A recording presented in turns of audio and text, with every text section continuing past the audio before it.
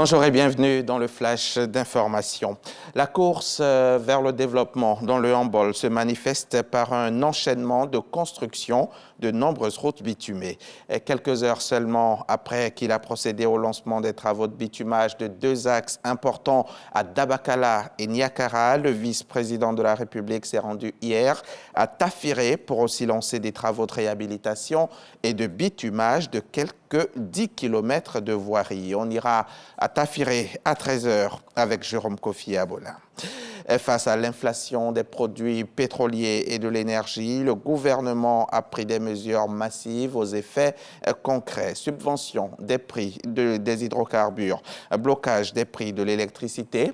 Grâce à ces instruments, la Côte d'Ivoire pratique les tarifs les plus bas de la sous-région. Plus de 600 milliards de francs CFA de subventions pour le seul carburant. Mais la crise russo-ukrainienne se poursuit, l'une des principales causes donc de cette situation.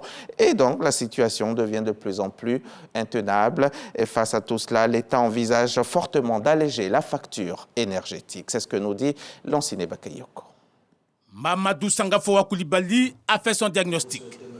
La désorganisation de la chaîne logistique, la persistance de la crise en Ukraine engendre une profonde crise énergétique mondiale, accentuée par le très net renchérissement du coût du dollar. Conséquence, les prix des énergies, gaz, carburant, électricité continuent d'augmenter. Sur l'année 2022, en ce qui concerne notre pays,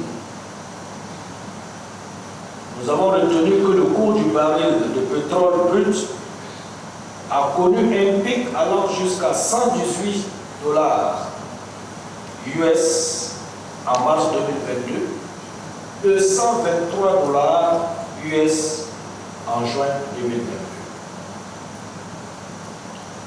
On a noté que la hausse moyenne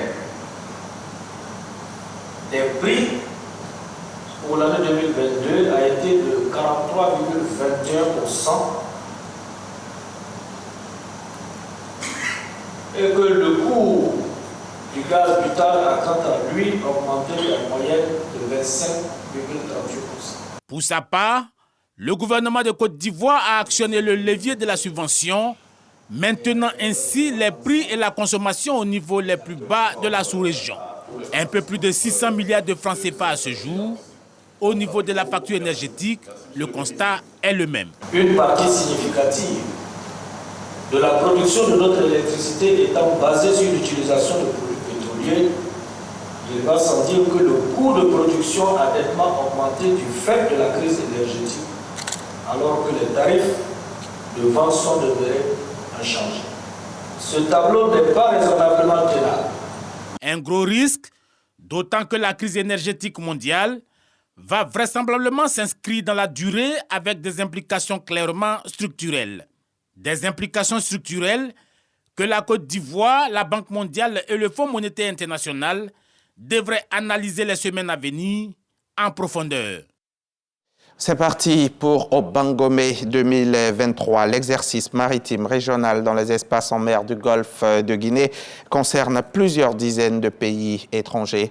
Une centaine de marins ivoiriens y sont engagés. L'exercice vise à lutter efficacement contre la piraterie et les trafics de tout genre dans le Golfe de Guinée et l'océan Atlantique. Notre reporter Souleymane Donisongou nous fera revivre la cérémonie d'ouverture de cette édition 2023. Ce sera dans le 13 h. Au Burkina Faso, la 16e édition du Salon international de l'artisanat de Ouagadougou a ouvert ses portes ce vendredi. Hier, donc vendredi 27 janvier, en présence du président de la transition, le capitaine Ibrahim Traoré. Artisanat africain, levier de développement et facteur de résilience des populations. C'est le thème de cette nouvelle édition qui accueille une vingtaine de pays, dont le Sénégal, le Bénin, l'Iran, le Pakistan, Madagascar, le Mali ou le Maroc. La Côte d'Ivoire est le pays invité d'honneur. Le Conseil de sécurité de l'ONU doit se prononcer en juin sur un renouvellement de la MINUSMA. Ce 27 janvier, il a étudié un rapport du secrétaire général Antonio Guterres soulignant que la poursuite de la mission dans sa forme actuelle est intenable sans une augmentation du nombre de casques bleus. Ce même rapport évoque un retrait des troupes si des conditions clés ne sont pas remplies. L'ONU dénonce notamment les entraves imposées à la liberté de mouvement des casques bleus, un élément clé pour plusieurs membres du Conseil à la poursuite de la mission qui compte aujourd'hui plus de 12 000 militaires et 1500 policiers. Un Palestinien armé a tué par balle 7 personnes hier soir près d'une synagogue à Jérusalem-Est pendant les prières du Shabbat après des frappes israéliennes sur la bande de Gaza. Cette attaque qui survient après un raid israélien mortel jeudi à Jenin ravive le risque d'une escalade de violences meurtrières entre Israéliens et Palestiniens. L'attentat a été condamné par le président américain qui a appelé le premier ministre israélien pour l'assurer de l'engagement à toute épreuve des États-Unis pour la sécurité d'Israël. Joe Biden a fustigé cette atroce attaque terroriste, la qualifiant d'attaque contre le monde civilisé. Et c'est la fin de ce flash, on se retrouve à 13h.